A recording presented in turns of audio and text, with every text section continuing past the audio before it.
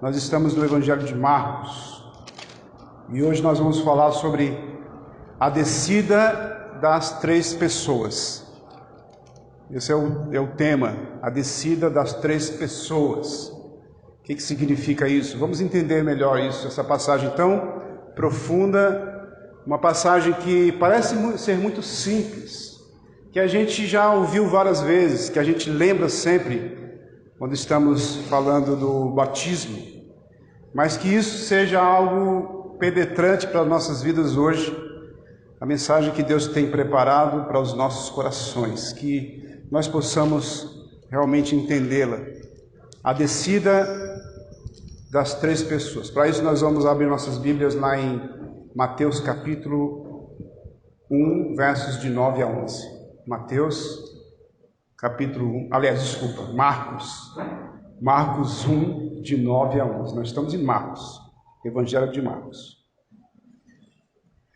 É interessante você notar que nesse acontecimento, Marcos ele se dedica somente a 3 versículos. É algo muito profundo, mas ele só fala o que ele tem para falar, e algo tão profundo, quando nós analisamos de perto, esses 3 versículos de 9 a 11 do capítulo 1.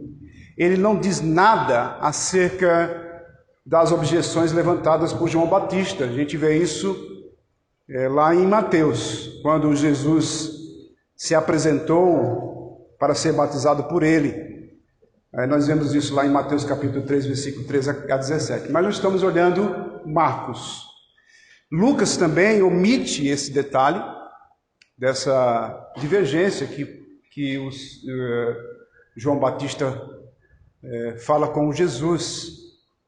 E o Lucas usa somente 2 versículos para contar a história do batismo de Jesus. Vamos ler Marcos 1, versos de 9 a 11. O que diz lá? Marcos 1, de 9 a 11.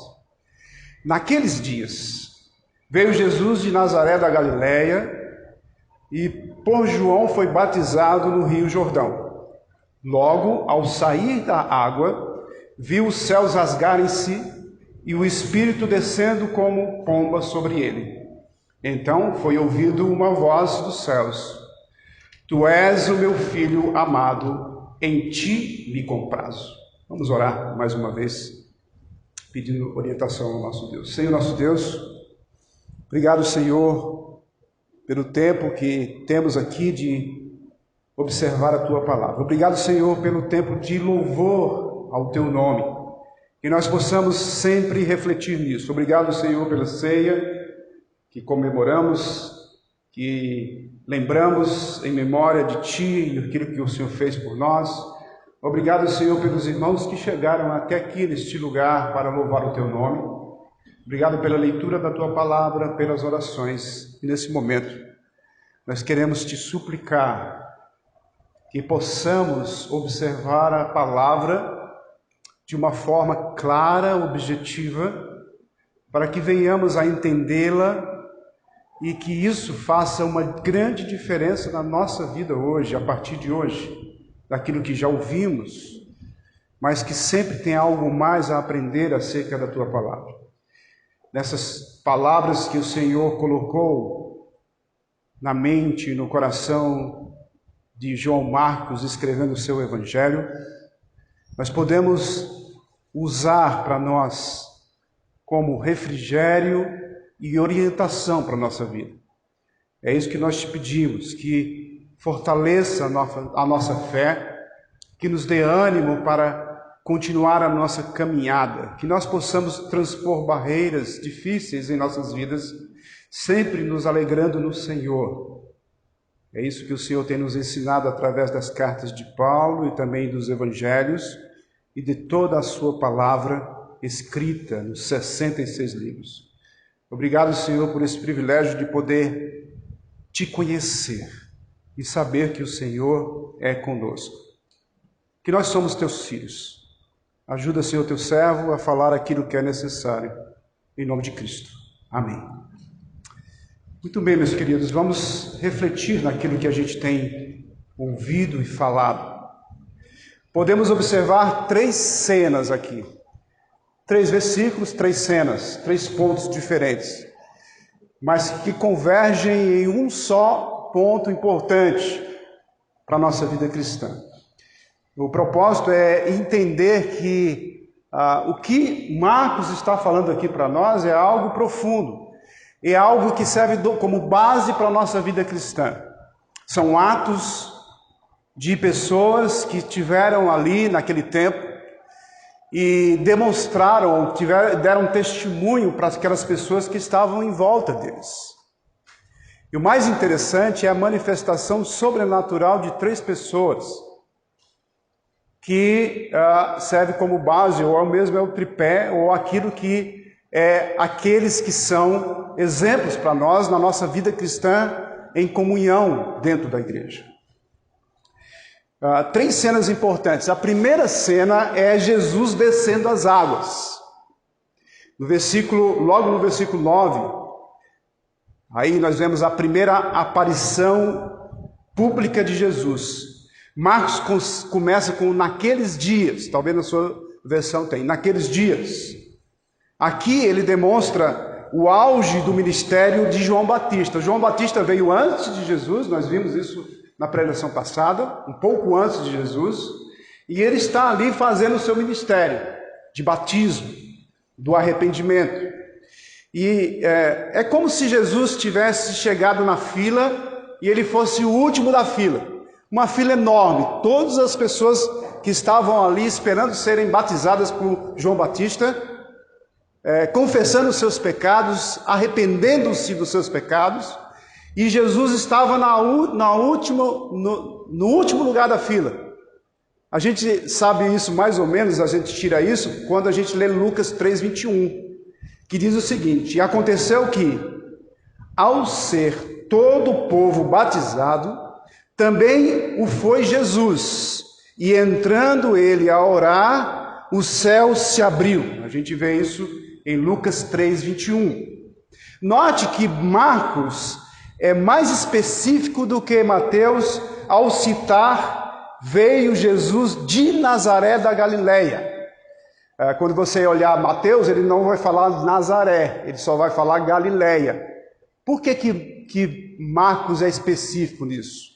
Porque ele está falando, nós vimos a preleção passada, que ele está falando para um povo que não era judeu praticamente e que não sabia. Então ele localiza da onde Jesus veio. Ele não só veio da Galileia, mas ele veio de Nazaré. E o que era Nazaré? Como era Nazaré? Nós sabemos que José era o pai legal de Jesus e ele exercia o ofício de carpinteiro em Nazaré. Nós sabemos também que Jesus viveu sua infância até a fase adulta e era conhecido como o carpinteiro. Também nós sabemos que Jesus foi educado religiosamente como qualquer outra criança judia. Seus pais o ensinaram a ser um israelita piedoso. Peregrinavam a Jerusalém. Aprendeu a ler as escrituras no Beth Ha-Sefer, a escola de sua cidadezinha. Beth Sefer, as crianças lá nessa escolinha, as crianças memorizavam o Torá. Aos 10 anos, cada palavra do Torá estavam gravadas em seu coração. Gênesis, Êxodo, Levítico, Números e Deuteronômios. Os 5 livros, o Pentateuco. A criança com 10 anos já tinha que ter decorado os 5 primeiros livros da Bíblia. E não é diferente com Jesus. Com 30 anos, Jesus, na sua idade, Jesus deixou Nazaré e iniciou sua caminhada em direção ao Jordão. Ele saiu lá de Nazaré e chegou ao Jordão. Ele caminhou 160 quilômetros. Provavelmente ele caminhou 160 quilômetros. Que é como daqui de João Pessoa a Puxinanã, mais ou menos. Fica depois de Campina Grande. Então a caminhada foi bem, a gente indo de carro, talvez umas 2 horas de carro, né? Andando rápido nas pistas duplas. E ele demorou muito tempo para chegar lá. Mas qual era o propósito? Ele foi com o propósito de ser batizado por João, no Rio Jordão. Esse era o principal propósito. É interessante você notar isso, porque a gente começa a imaginar Jesus chegando, ele pega a fila, provavelmente, ele é o último da fila e chega no momento dele ser batizado. Então ele vai mergulhar nas águas. Quando Jesus foi até o Jordão, pediu para ser batizado, e João ficou perplexo. Quando ele vê Jesus pedindo para ser batizado, como é que é isso?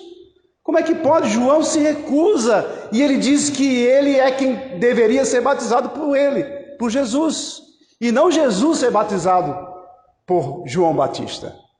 É óbvio, porque a pergunta é, por que o Messias, sendo sem pecado, deveria ser batizado?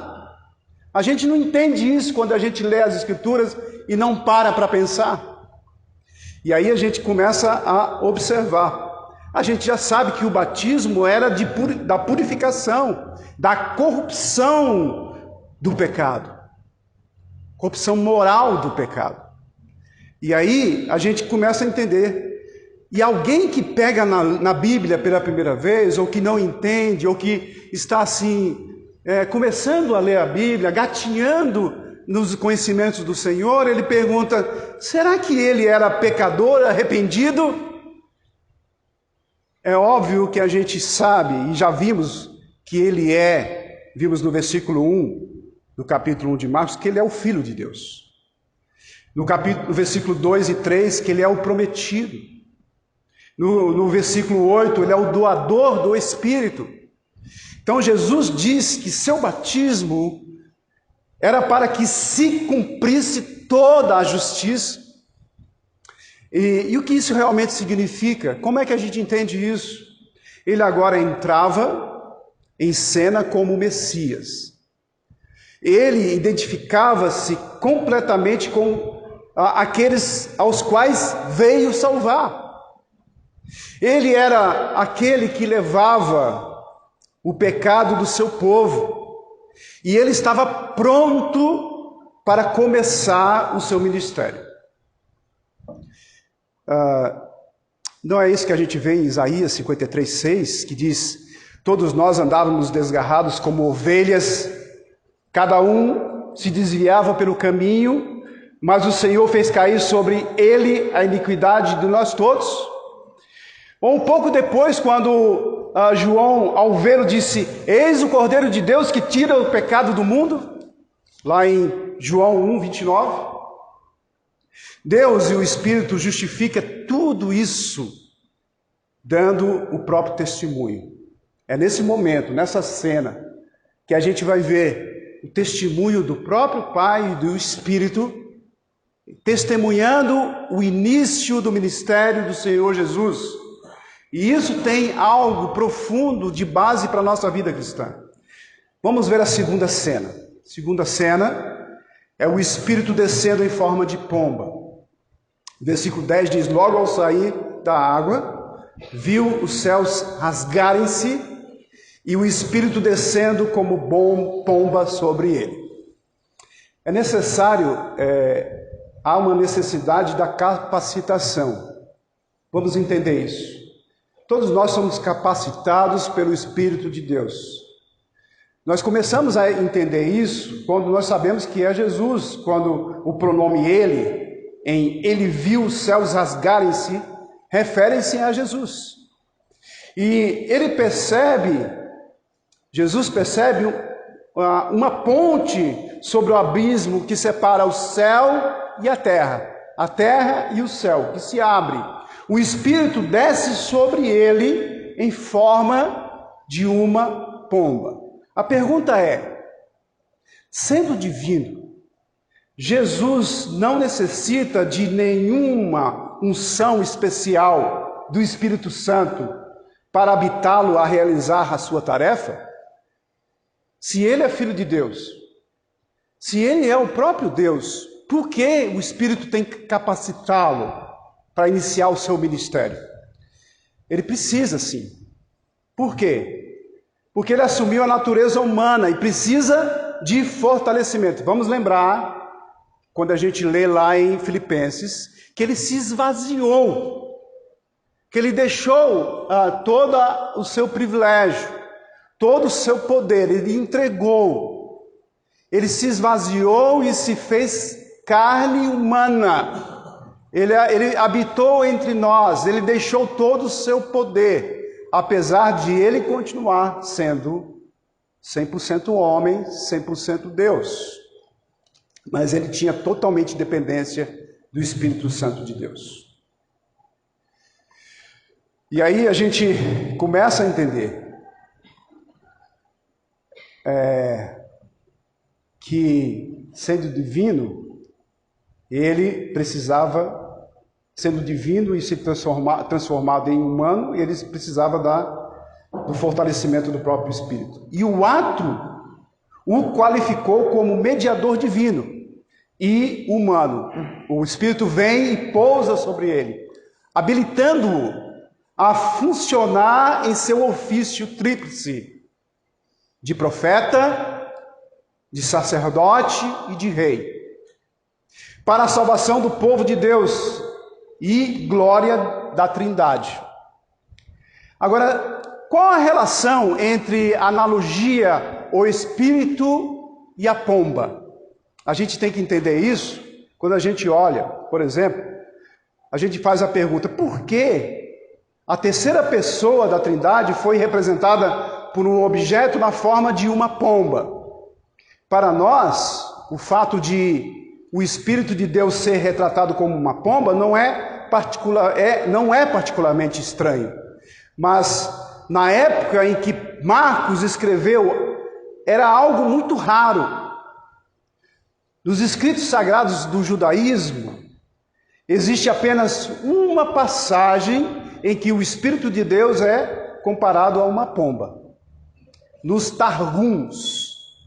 Targums é a versão aramaica do hebraico, certo?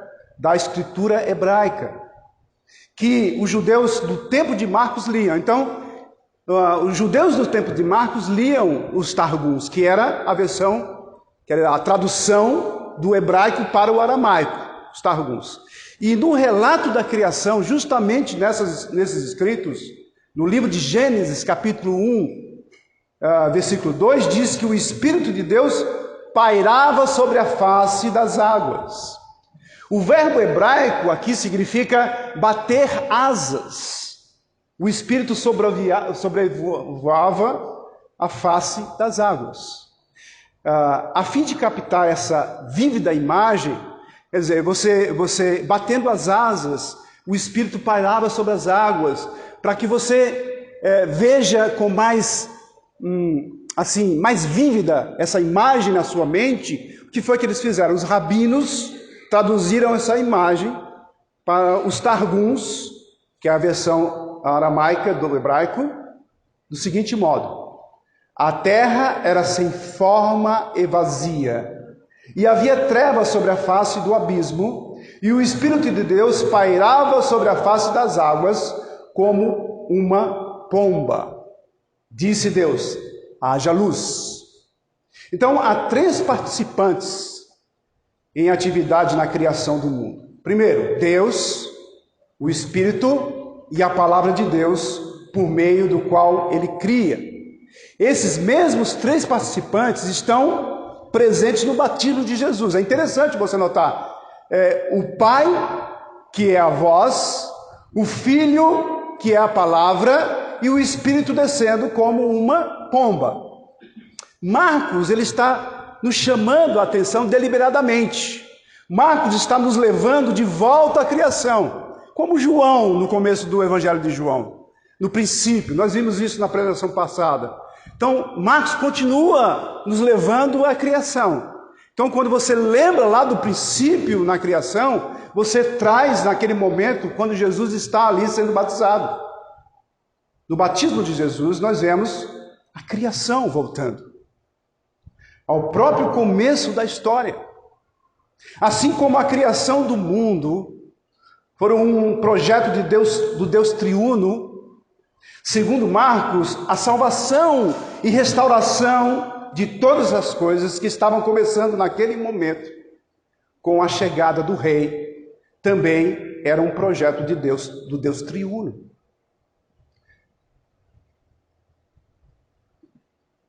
Jürgen Bodetemin, que é um teólogo alemão, ele disse o seguinte: Marcos está dando uma interpretação pneumatológica. O que é pneumatológica? É que envolve o espírito, certo? Pneuma é espírito no grego. Então ele está dando uma interpretação pneumatológica à paixão de Jesus. A paixão que inicia no Getsemane, com a experiência de esconder de Deus, Jesus está ali no jardim, terminando com a experiência do desamparo de Deus sobre a cruz, quando Jesus está lá e percebe que Deus o abandonou, e o que começa com seu batismo pela operação do Espírito. Um Espírito que conduz Jesus ao deserto, está ao seu lado, sustentando-o em seu sofrimento, vindo de Deus. A gente percebe isso. E Jürgen está falando isso. Jürgen é um grande teólogo alemão, ele tem 93 anos e tem sido uma bênção ainda com as suas palavras e interpretações da Bíblia. Como filho de Deus, cheio do Espírito e guiado pelo Espírito, Jesus age com a autoridade e poder de Deus. O que se segue deve ser entendido no contexto de Jesus, dependente do Espírito. Então nós podemos perceber que quando ele inicia o seu ministério, ele se mostra dependente total do próprio Espírito. Suas palavras, seus feitos apresentam exemplos concretos do que significa viver sob a direção do Espírito. E não é diferente para conosco. Jesus vive sob a proteção, vivia quando ele estava aqui como nós, sempre dependentes do Espírito de Deus, e nós também, você e eu, temos esse privilégio de estarmos sempre dependentes do Espírito, do mesmo Espírito que ressuscitou Cristo, que deu a iniciativa e o capacitou para o ministério. Também ele o capacita para fazer a obra do Senhor. E nós vemos isso. Viver sob a direção do Espírito é privilégio daqueles que entregaram as suas vidas a Cristo. Você e eu temos esse privilégio. Nós temos esse poder, e o poder que chegou até nós. A gente vê isso em Atos. Cumprimento da profecia do próprio Jesus. Esperem um pouco e vocês receberão poder. O poder do Espírito está em você e em mim. O mesmo poder que Jesus recebeu. Sendo Deus, não se usurpou ser igual a Deus, mas se esvaziou e ficou totalmente dependente do próprio Deus, do próprio Espírito de Deus. Tudo o que ele fazia, todas as coisas sobrenaturais, foi por intermédio do Espírito de Deus. E nós podemos fazer também. A terceira cena é o versículo 11. O Pai descendo audivelmente.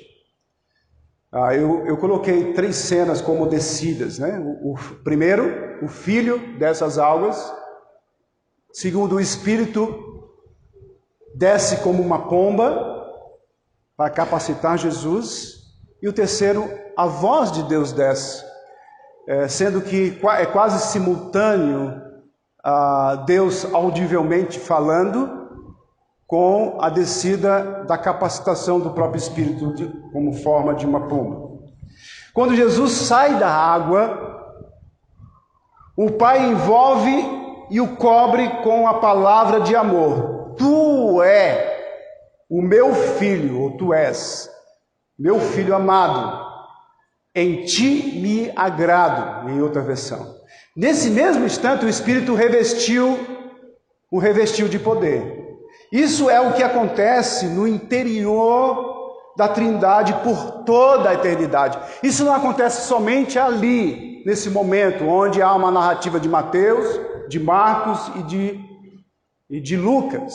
Não.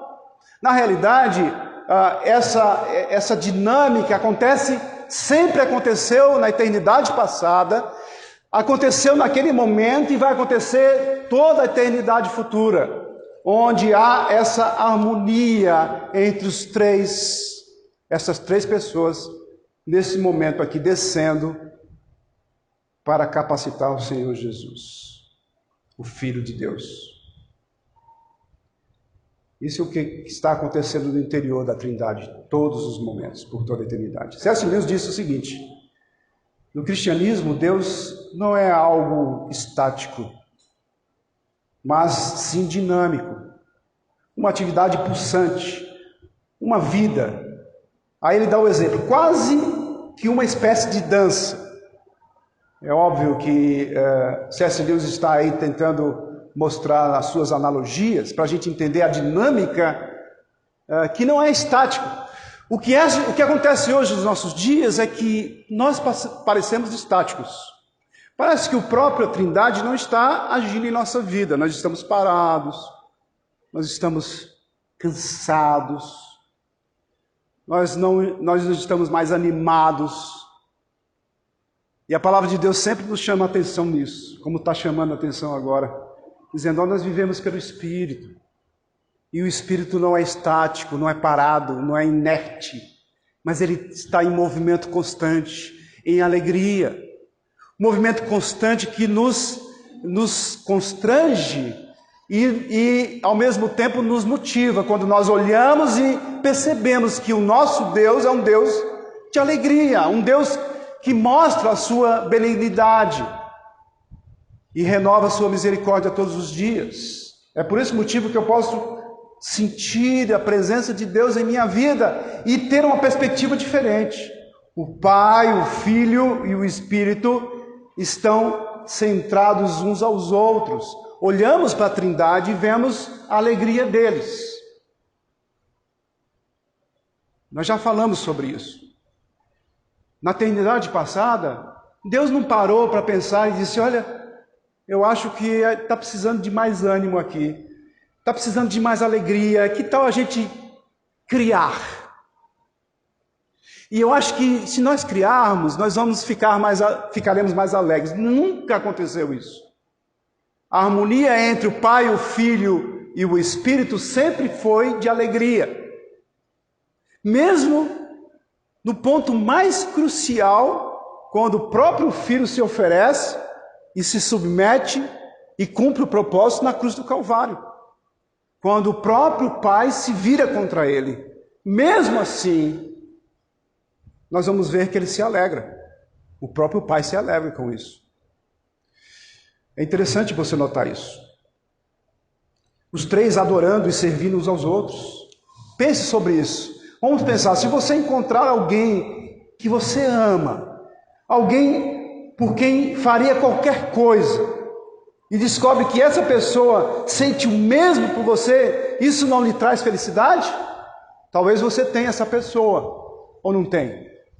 Se você tem essa pessoa com você, do teu lado, que bênção, que alegria, que felicidade, mesmo em circunstâncias difíceis. É isso que a Trindade nos dá, uma visão, uma perspectiva do que é o exemplo deles para nós, para a nossa vida cristã. É algo sublime. É isso que Deus vem desfrutando por toda a eternidade. O Pai, o Filho e o Espírito derramando amor, júbilo e adoração pelos outros, cada qual servindo ao outro. A Trindade é gloriosamente revelada nesse texto. Nós vimos claramente a de Trindade aqui, como nós vemos lá no princípio, onde eles estão criando. Então Deus, cuja voz tinha estado calada por séculos, fala a Jesus, seu filho, nesse momento, em tom de intimidade familiar, expressando sua completa e restrita aprovação. O pai está aprovando o filho. O filho está fazendo algo, iniciando algo que ele vai até o fim. E o pai diz: vá, meu filho, continue firme, eu me alegro com a sua atitude. É isso que o pai está falando para o filho aqui. Você deve observar isso. O pai profundamente impressionado com a boa vontade do seu filho. Observa a reafirmação feita pelo filho por meio do batismo. Ele está reafirmando aquilo que ele já decidiu. Ele está se submetendo a um batismo e pelo batismo ele está dizendo: olha, pai, eu estou indo. Eu estou começando aquilo que foi proposto para mim. É isso que ele está fazendo. Ele carrega um peso tão grande que nós não imaginamos sobre os seus ombros, derramando o seu sangue por um mundo perdido em pecado. Tudo isso não provocou nenhuma diminuição desse amor. Pelo contrário, aumentou mais. Ou a gente pode dizer, não, sempre teve no mesmo nível. Não aumentou nem diminuiu. É isso que o pai está dizendo ao seu filho. Uma voz dos céus que diz: tu és meu filho amado, em ti me comprazo. A menção na frase meu filho amado indica aquele que fala como sendo naturalmente o pai. É o pai falando com o filho. De acordo com o adjetivo verbal, no grego aqui é agapeitos, que é a palavra amado, usado aqui. Esse amor é muito profundamente estabelecido. É também o que ele está dizendo a João e bem como a todos nós. Ele não diz só ao filho, porque quando ele está dizendo ao filho ali naquele momento, ele está falando para João Batista. João Batista ouve atentamente e ele está falando para nós diretamente também, porque a obra do Filho vai repercutir em cada um de nós. E repercutiu, e está repercutindo. O que o Filho fez e a alegria do Pai pelo Filho está fazendo. É como se o Pai estivesse falando para nós também: olha, meu filho, eu estou te alcançando. Olha, meu filho, você virá para fazer parte da minha família. Olha, meu filho, não se preocupe com as circunstâncias. Eu te alcançarei. Eu vou buscar você e você. E vou trazê-lo ao meu convívio, juntamente com o meu filho, que está fazendo toda a obra para que você venha até mim. Deus está falando. Deus Pai está falando. É através do próprio Espírito que tocará você, para que você venha até a mim. Se você não veio até a mim, eu estou te chamando, venha até a mim. E só o Espírito de Deus pode tocar e capacitar você para ir até o Pai. Então nós podemos observar isso nessas palavras de Marcos. Esse amor é muito profundo e chega até nós. Não é possível existir um amor maior do que aquele que o pai tem para com o seu filho. Já pensou nisso? Você ainda não teve seu filho? Mas quando você tiver, você tem que observar como é bom ter um filho. E o amor que nós temos pelo filho é uma expressão do amor do Pai, do nosso Pai Celestial para conosco. Você ama seu filho. Você ama seu filho incondicionalmente. Você faz tudo pelo seu filho. Olhe seu filho. veja como ele está andando. Porque o pai olha para o filho e corrige seu filho. E se alegra quando o filho está tendo atitude positiva, fazendo aquilo que ele mandou fazer. O conforto dos crentes reside no fato de que os três são um. Ele também é eterno, coloca acima de qualquer barreira temporal. Ele é o servo sofredor, ungido pelo Espírito e escolhido pelo Pai. Ele é aquele que governará como o servo do Senhor.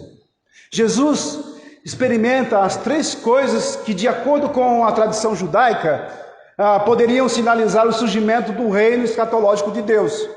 Bem interessante isso, porque os judeus já esperavam isso. Os céus se abrem, o Espírito vem sobre ele e uma voz do céu fala com ele. A ocorrência desses três eventos em seu batismo indica que o reino está próximo. Nós vemos isso em versículo 14 seguintes. Com Jesus como o seu inaugurador. Embora Jesus tenha sido batizado na presença de muitas pessoas, você imagina, um monte de pessoas estavam ali, a fila estava enorme, maior do que a fila do INSS, e Jesus era o último, ele esperou um tempo para ser atendido, e todos estavam ali reunidos vendo o testemunho. É interessante você notar isso. Agora, vamos entender, apesar de tudo isso, Marcos sugere que somente Deus, o Pai, o Filho e o Espírito Santo eram conhecedores do que realmente ocorreu naquela ocasião. Para eles era mais uma pessoa chegando para ser batizado. Mas para os três era algo sublime, um acontecimento pontual, um fato real para mudança para toda a eternidade do mundo, da existência do mundo.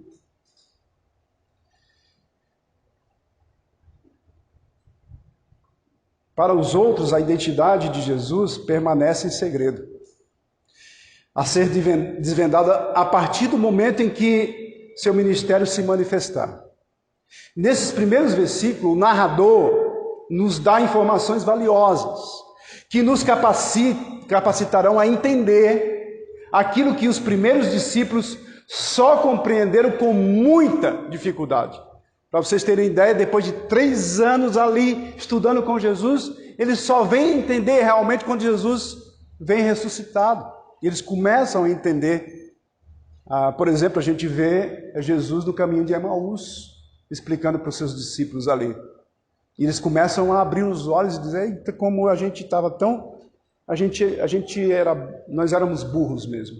Como é que pode? Todo o tempo Jesus estava ali conosco e a gente não entendia.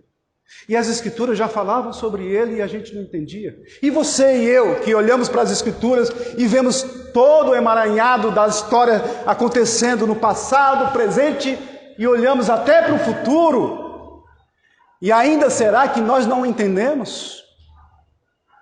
É óbvio que a gente entende muitas coisas que eles demoraram para entender, mas que você e eu entendemos perfeitamente, e assim sendo, nós somos mais responsáveis, muito mais responsáveis. Um número elevadíssimo na potência, elevado a 1000. Você já pensou nisso?